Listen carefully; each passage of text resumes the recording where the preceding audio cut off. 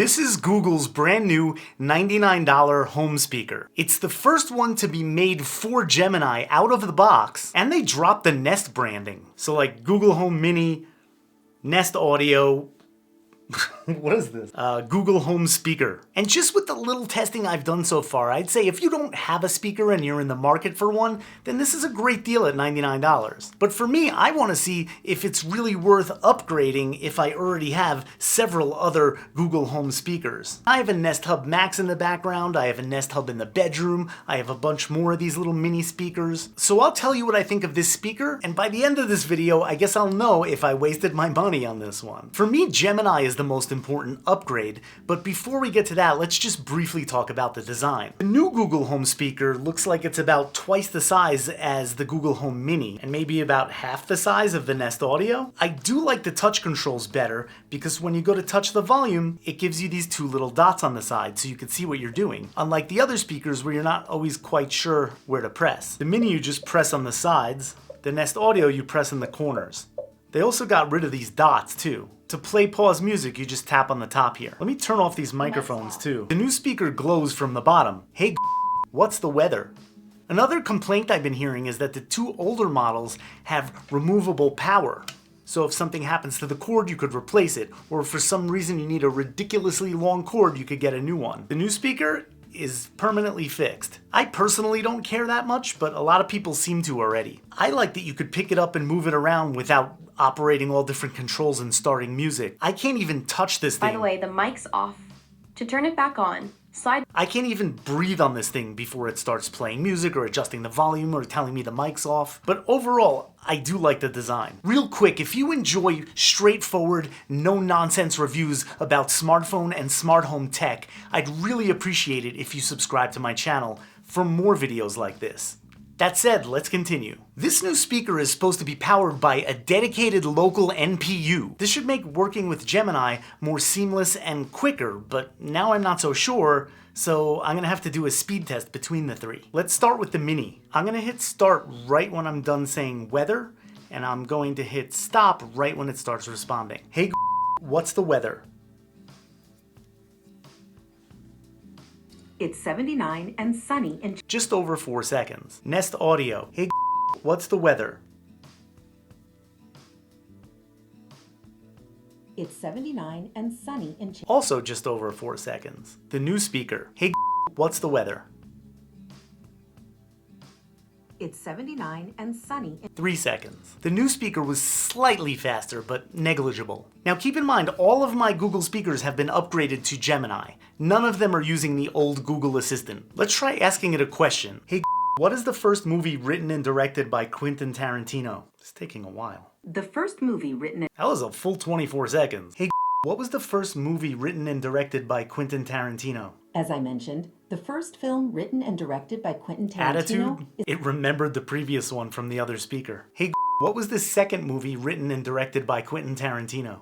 The second movie written and directed. Much better, just over 6 seconds. The new speaker. Hey, what was the third movie written and directed by Quentin Tarantino? The third movie written and directed. Okay, this was faster at just over 3 seconds. So I've done a bunch of tests and it appears that the new speaker is the fastest, especially when compared to the Mini.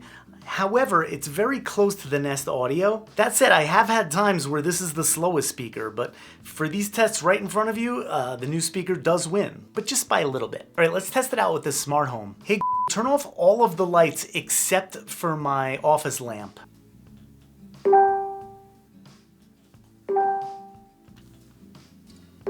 They all perform similarly with my smart home. Okay, let's try a bunch of commands. Hey, turn on the kitchen lights, dim them to 50%, and play my heavy metal playlist.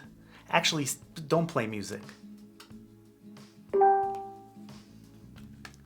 Okay, so we realized that Gemini is very similar across these three products, with the Mini being a little slower. But with the new one, you could use Gemini Live, where you can have a continuous conversation talking back and forth like you can do on your phone. And I haven't tested that out yet. Hey, let's chat. Can you please help me come up with an idea for my next YouTube video? I'd love to help you brainstorm. To get the best results, what is the general theme or niche of your channel, and who is your primary audience? What do you mean? I've been chatting with you about my YouTube channel for months, if not longer. I don't have access to our past conversations or a memory of our history together. Each time we connect, it's a fresh start for me.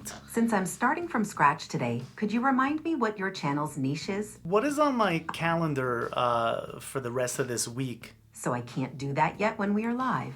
You can leave live mode and then try asking again. Wait, but what do you mean? I've already... I enabled personal results, and you know who I am on my phone. Why don't you know who I am now? Because I'm in live mode, I don't have access to your personal account data or previous history, which means I start each session as if we're meeting for the Hey, Google, first time. stop. Got it. Stopping kids' room speaker. What? No! Oh, all right.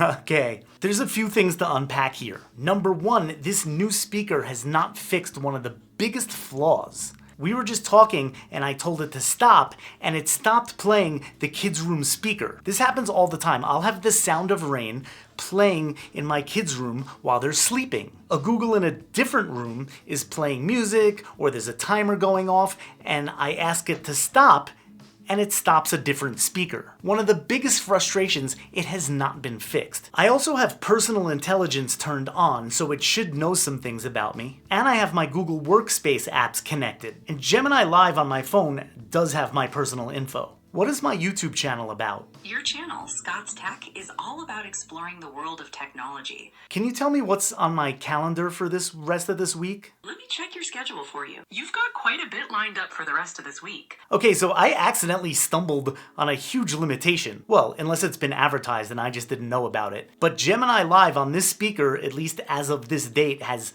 no idea who I am, it can't access past conversations, and it isn't connected to my other Google apps. So I'm not getting the full experience as I do on my phone. Now, of course, I assume this is going to be addressed in a software update at some point, but since my only valid reason for getting this speaker would be an upgraded Gemini, this isn't really doing it for me. Now, these are speakers, so of course we have to talk about audio. There's been a lot of talk online about the new speaker being a downgrade in hardware over the Nest Audio. The Nest Audio has a 75mm mid-woofer and a separate tweeter, and it really sounds great. The new speaker has a single 58mm full-range driver, no separate tweeter. However, the Nest Audio speaker really sounds great when you're sitting in front of it, right? When the sound is coming out at you. If you're behind it like I am, it's not going to sound as good. The new speaker fires in a 360-degree omnidirectional circle, so it basically fills the entire room better. So I don't know that I'd call it a downgrade, I would just say that it's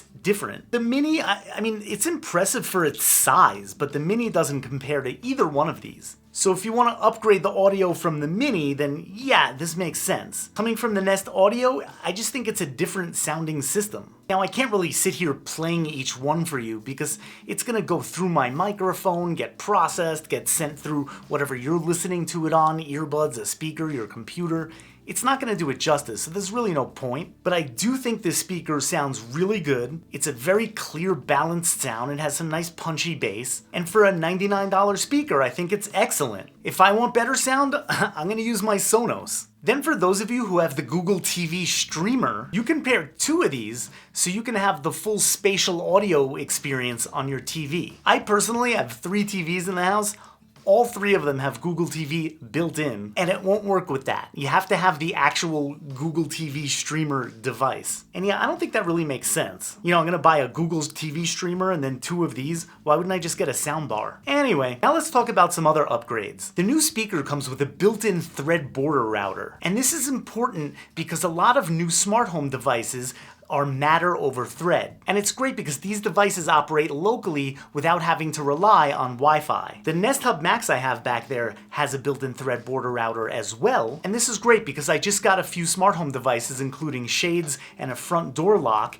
Both are Matter over Thread, but I already had the thread border router so I can use it. The new speaker also has Wi-Fi 6 instead of 5 and Bluetooth 5.4. And they're made with sustainable materials and fabric if that's important to you. And 100% plastic-free packaging, which I like. I hate plastic. Alright, so now for the verdict. If you're in the market for a new smart speaker, let's say you don't already have 6 or 7 of them like me, or you just need an extra one, I think the new Google speaker for $99 is a no-brainer. It's a great product.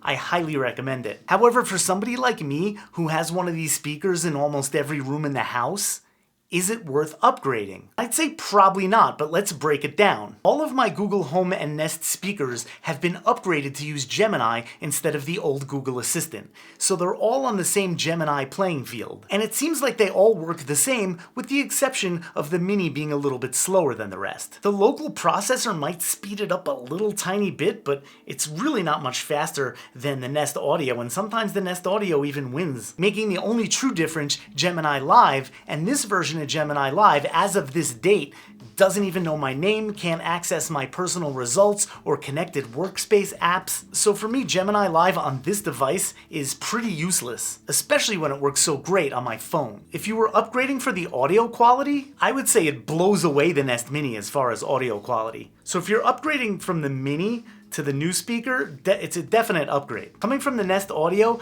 I'm not sure how much of an upgrade that is. I just think it's different hardware with a different experience. And yeah, for someone like me, honestly, I'm thinking maybe I'm gonna see if I could return this. I'd love to hear what you have to say, or if you have any questions, feel free to put those in the comments. I'll include product links in the description. And again, thank you so much for watching.